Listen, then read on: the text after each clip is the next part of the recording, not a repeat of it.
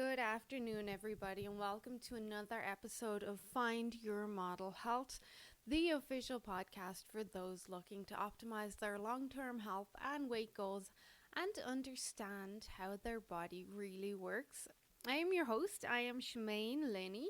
I am a fitness and nutrition expert, biohacker, and certified iridologist. And I'm very happy to have you back with me on this October afternoon, because it's October now. So I hope you're all really well and having a great start to October. I always liked October. It's like one of my favorite months. So in this week's podcast episode, we're going to look a bit at dehydration, and over the next few weeks I intend to look more at hydration and types of hydration. But in this one, we're going to look a bit at dehydration, and I've been meaning to do this for a while, but one thing led to another, and people requested other podcast episodes to be covered. But so just to lead us into this week's episode, almost 2 weeks ago, I got hit with the worst migraine ever.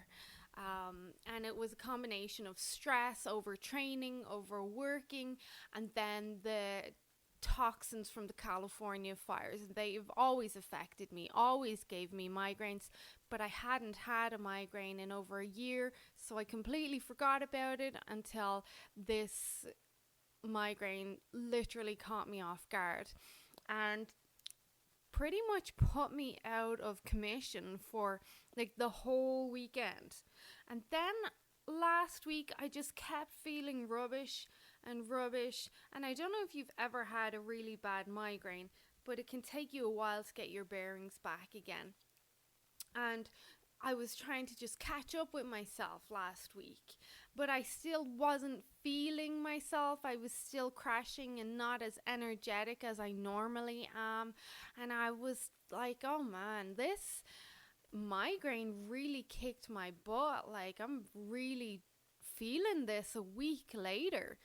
And I just couldn't decipher what was going on. I was so tired and just could not catch up with myself. So then I started to kind of slow down and watch what I was doing. And because I was in somewhat of a fluster after the migraine, because it was really bad, I was trying to catch up with myself, trying to catch up with work, get my bearings again. I was missing some key components that I tell my clients to do all the time, and normally I do, but I was forgetting because I was, again, in such a fluster. And this happens the best of us. It happens all of us. And what I noticed was I had not been consistent with my fluid intake. Not just because I was flustered, but because the weather changed too. So it wasn't as warm. I wasn't as sweating as much. The gym wasn't making me sweat as much, so I wasn't drinking as much fluids as I had been all over the summer. And usually, like, that sweating signal will tell me that I need to drink more water, or I'll feel more thirsty because I'm sweating more and it is warmer. So I hadn't been drinking as much fluids, but many of us know, or most of us know, that when you get a severe migraine, it dehydrates you right down to the cells. It causes the cells to dehydrate because the cells go into overload. They get very inflamed. They have to work overtime to try and fight off this migraine. Then you may be vomiting, you may have diarrhea. Like, there's a whole lot going on. You can't eat, you can't drink because you feel really sick. So migraines severely dehydrate the body. For some people, dehydration will cause a migraine too. That wasn't my case though. So then I wasn't drinking enough water, and I was skipping my evening teas, and I was skipping them for about 5 days because, again, I was crashing in the evening and I was flustered and I was caught in this big negative cycle. So then, lo and behold, the universe sent me a signal and was like, Shemaine, you were dehydrated after that migraine and you never topped up your hydration levels. Like, I never caught up with myself in regards to hydration, so I was dragging my feet.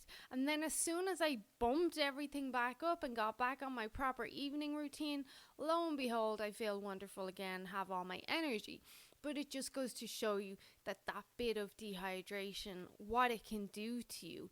So it's a key component. We all know water is very important, but many of us don't know why.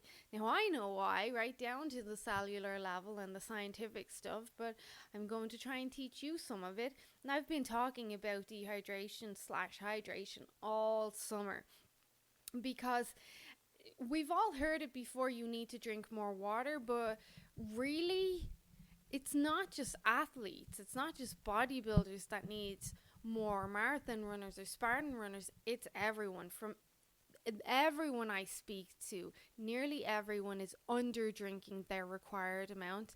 Even the fitness instructors and personal trainers I speak to, they're below their water, their fluid requirements for, on a baseline, their age, their height, and their weight. Regardless of their activity levels, they're under consuming fluids. And a lot of the time I'll say fluids because we don't need to only focus on water. We can get hydration from teas. We can get a bit from coffee. We can get lots of hydration from different foods. So keeping our fluids topped up, keeping our cells hydrated is going to be very important. The quality of water I won't go into on this episode, but I will go into over the next few weeks the type of water that is going to be optimal and so on for different health preferences. But dehydration basically takes place when your body loses more fluid than you can drink. Now, our common causes that we would associate dehydration with are going to be excessive sweating or vomiting or diarrhea. But then we forget as well that we lose a lot of water when we sleep through breathing and sweating alone. Then we lose even more water when we sleep if we have a fan on during the night too, because that will dry out the skin and pull more water out of the skin. Then we have to look at the types of food that you're eating. Carbs will cause dehydration. So for 1 molecule of carbohydrate, you're binding 4 molecules of water to that as well. Then we look at our salt ratios. Not enough salt will cause dehydration, and too much salt will cause dehydration. And there's a whole host of other stuff. Alcohol is going to cause dehydration. Stress is going to cause dehydration. Having a menstrual cycle is going to cause dehydration. Trans fats, toxins in the air. Like, there's a whole host of stuff that will cause dehydration. And there are many different recommendations on how much you should drink or how little. I'll get to that more towards the end. But dehydration can range from mild to very severe. And you can usually treat mild dehydration at home quite easily. But severe dehydration needs to be treated in a hospital or some sort of urgent care setting. Now, when we look at the risks associated with dehydration, we see, well, what will cause dehydration to happen? So we know excessive exercise, sweating, diarrhea, vomiting, working outdoors, excessive sun exposure, if you're getting sunburnt or you're constantly under the sun working, like landscapers or construction workers might be, or even dog walkers or gardeners. Older people tend to need more water. They will lose a lot more water. People with chronic conditions, so underlying health conditions, autoimmune issues, young children and infants, they can be very high risk to dehydration because generally we don't watch how many or how much fluids children are intaking, and they're very active. They run around like lunatics all day, every day. So they're high risk as well. And then, of course, we have our athletes, especially our runners, our cyclists, and our soccer players, or anyone playing outdoors. And then people who reside in high altitudes, which I suppose is us here in Airdrie, because Airdrie is at a high altitude. So all of these different things can cause dehydration. And all of them most of us do on a daily basis, and we wouldn't think twice about it. But then when we look at, well, what are the side effects of dehydration? What are the negative effects? Well, straight off, you may not think of this, was straight away fatigue.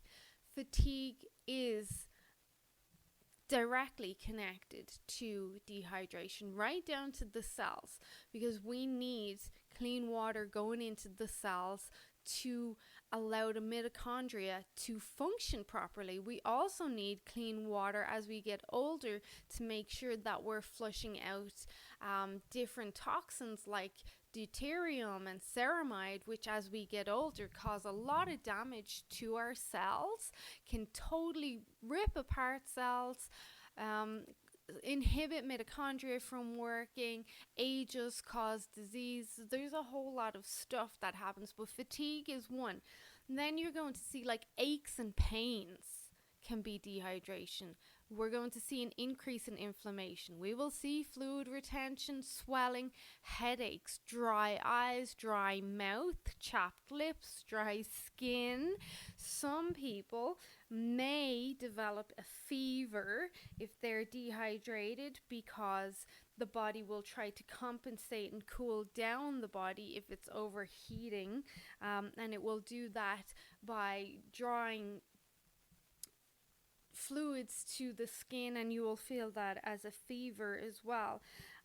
You will also see a reduction in metabolism. So dehydration can slow down your metabolism back to that water is needed for cellular metabolism, and in its absence, metabolic functions will slow down. So we see that not only does it affect the cells, it's going to directly affect your adrenals and your thyroid as well. So staying hydrated helps us to eliminate toxins, which then those toxins, if they're being excreted properly, which I always say to my clients, stop complaining about peeing so much. Every time you pee, you are excreting toxins, you're emptying your kidneys, you're doing your kidneys and bladder a favor, you're as well as burning extra calories every time you go to the bathroom. But you're getting rid of all those toxins and waste products that might damage the body through that process of peeing. And in order to pee, you need to be drinking enough fluid and staying hydrated as well. So, and there are lots of studies on this. There was a study I shared during the summer that showed that 10 minutes of drinking water, your metabolism can start to increase. 60 minutes after drinking water in this study showed an energy expenditure increase by 30%. And then I've shared other studies showing how drinking water before a meal can increase fat metabolism.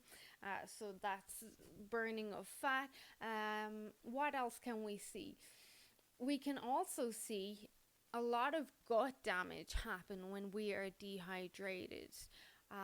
Because the body is going to struggle to digest foods if there's not enough fluids to help emulsify and liquefy certain foods. So that's going to be a problem in itself. There's a whole host of problems that come from being dehydrated. I hear a lot of my clients complain about brain fog and poor cognitive performance. And yep, you guessed it, that can be directly connected to dehydration, along with your irritability and your mood swings. So there's a whole host in my biohacking group, which everyone is welcome to join. So that's my biohacking group on Facebook. I have a self-assessment tool in there that you can take. It's like a questionnaire, and you can just go through that and establish how dehydrated you are, and the different symptoms you may experience. So there's no exact, when we look at how to test if you're dehydrated, there's no exact science or test, but there are some good indicators that we can use really fast. So we look at our urine. So urine is composed of water, urea, organic materials like carbs, fatty acids, hormones, electrolytes, minerals. Now, normal pee should be clear to bright yellow, whereas urine that is darker yellow is an indicator of dehydration. as is lower peeing frequency. So the less you pee, obviously that is going to be an indicator that you're dehydrated. As a side note, B vitamins though can cause your pee to be extra yellow. So if you feel like you're peeing regularly and you're hydrated but your urine is very yellow, you could look at your supplements and see if that may be a contributing factor. You can also pinch your skin. If it tenses or doesn't bounce back to normal shape, especially on the tops of your hands, you are going to be dehydrated. Then if you look at your fingernails, you can apply pressure to your fingernails for 5 seconds. You release the pressure and you observe how long it takes for the nail bed to turn back to pink. So when you press down on it, it'll go white from the pressure. And then when you release it, it should go back to pink. So good hydration should see your color return back to normal in 1 to 3 seconds. So pretty fast. And if it takes longer than 5 seconds, that is an indicator that you're likely dehydrated. And that can also be an indicator that you have poor circulation. And now here's another one, and I talk about this all the time, and that's keep track of your weight. For some people, this is not going to be a good idea because some people can become very obsessed with the scales and can struggle to detach themselves from it being just a tool and not their enemy. But if you weigh before and after exercise, this can be a tool just to kind of give you a guesstimation of what amount of fluids you may be losing. So if you're exercising in a hot environment or you're doing a particularly long or strenuous workout, it can be prudent to monitor how much water you are losing, just so you have a point of reference. And you don't need to do this forever, just until you get an idea of how much water you lose, and then you'll know how much you're going to need to replenish as well. So along with the self-assessment tool that I have in my biohacking group, we can see that knowing if you're dehydrated is going to play a big part in your health journey and how you feel on your health journey. So if you're not feeling good, but all your other biomarkers are great, but you're like, something's missing, I still just don't feel good, like I'm still quite lethargic, you may want to look at your water because you could see that dehydration is going to be a problem here. Now, when we go back to looking at dehydration and weight loss, so I'm well aware that it can be hard to get your fluid targets in, or even, as we say, your water targets into a day. So there are other ways that you can bump your hydration. I'll go into more detail on the next podcast on hydration specifically, but you can look at hydrating foods, you can look at smoothies, you can look at teas, you can look at soups and stews, and there's lots of other things. Like, there's many other options. But when we look at dehydration and how it affects fat loss, so not just our mood and our aches and pains and our fatigue and even our sleep and our adrenals and all that, but how does it affect fat loss? So it's essential that we do have hydration in the body.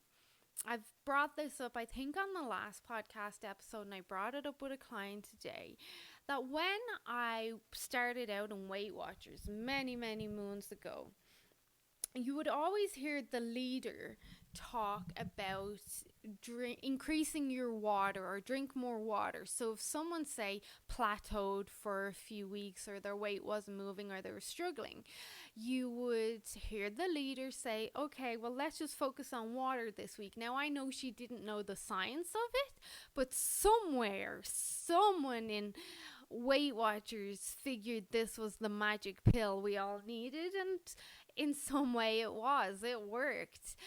They didn't understand why, but now we do understand why, and you're about to understand why. So someone would go off then and they'd drink their water and they'd come back the next week for their so-called weigh-in, and they'd be down a couple of pounds, and everyone would say, oh my God, what did you do? And they'd say, I just increased my water. And amazing magic, it's a miracle. Like, water is a miracle. But how does that work? So what it is we need the hydration, we need the water to flush out toxins out of the body. So if we get an accumulation of toxins, and toxins is kind of a one word fits all, that includes antibiotics, hormones, cytokines, so those inflammatory molecules, any pesticides, any preservatives, any like rubbish chemicals that are going to be floating around in your body. If you're dehydrated, you're not going to be flushing them out, like I said, with the kidneys and peeing a lot. But they're then going to hang around in the blood. They're going to cause the blood to inflame. Those toxins are going to build up in the joints. That's where we see the aches and pains. Then you get swelling and inflammation around the joints. You also then will see that the dehydration will cause the mitochondria to slow down. So these are your energy burning powerhouses. And when they slow down, you're burning less energy at a slower rate. And this happens because we're not flushing ceramide and other toxins out of the cell. So then the water also is going to directly, of course, impact how you absorb nutrition. When you don't absorb nutrition, you're then going to slow down thyroid conversion, so the thyroid will slow down, which will slow down and affect the adrenals. Your metabolism will slow. So everything goes really, if you think of like a rusty train that needs to be lubricated, it's still moving but screeching and moving really slow. And you know that screeching sound of rust and a rusty train, and it's like painful. You can hear everything kind of scratching and chugging along. It's not moving smoothly at all. So that's what happens to your body. Everything just gets slowed down right to your cognitive performance, where you're just struggling to function and think, and you've got a lot of brain fog and irritability and mood swings. Like, everything slows down when we look at dehydration. And then, of course, that just makes, regardless of it's a health journey or it's a fat loss journey or whatever it is, you are just making life harder.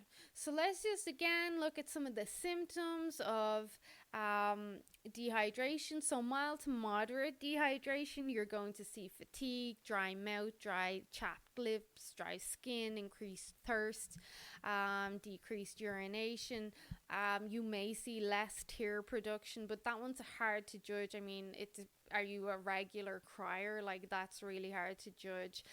Constipation, of course, is going to be a big one with that mild to moderate dehydration. So that's just slight dehydration, your dizziness, your lightheadedness, your headaches.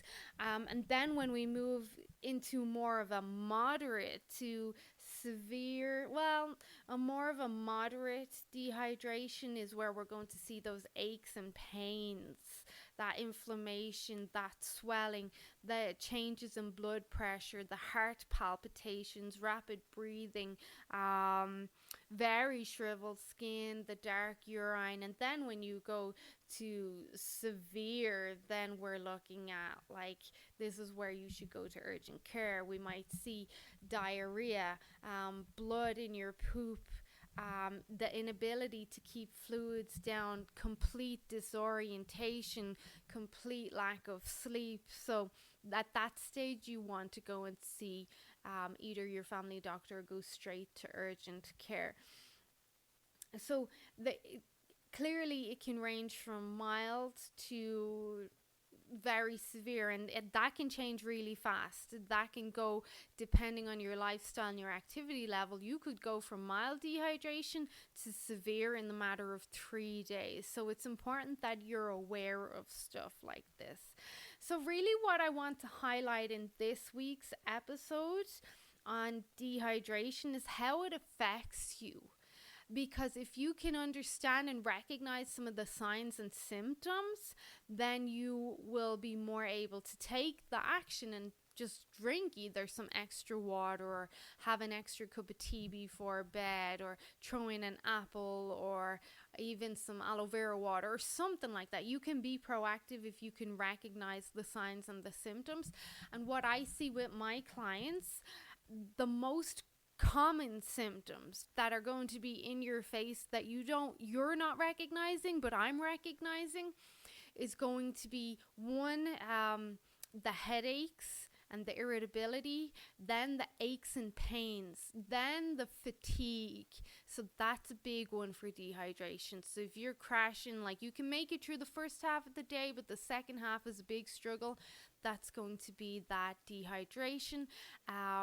And the sleep and constipation is a big one. Everyone wants to hope that it's because they're not eating enough fiber, but a lot of the time constipation really is you are just not drinking enough fluids, especially for your activity levels and your lifestyle or something. But they're the main ones I'll see.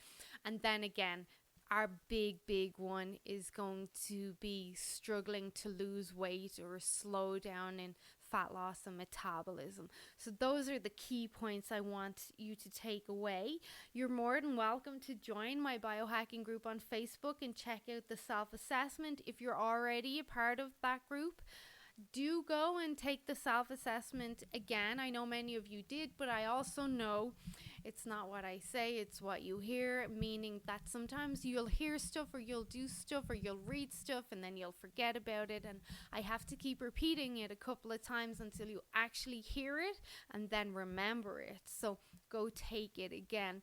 And I know there's lots of comments on the feed underneath that. But otherwise, I hope you found this episode somewhat insightful and enlightening. If you know anyone that would benefit from this information, please do share them. You help me to help you, to help others, and together we can make a change and make the world a bit healthier. So sharing is caring, and it really helps me a lot. I really appreciate it. If you have any feedback or questions, or you'd like me to cover a specific topic, feel free to reach out to me on Facebook or Instagram, or you can message me through my website. That's shamainsmodelhealth.com, and there's an email link there as well. So lots of ways you can reach out to me. And yeah, I'd be happy to respond or cover any topic that you like. Otherwise, enjoy the start of this glorious month. It's like the perfect time of year. Stay safe, stay healthy, stay hydrated, and I will chat to you guys soon. Bye-bye.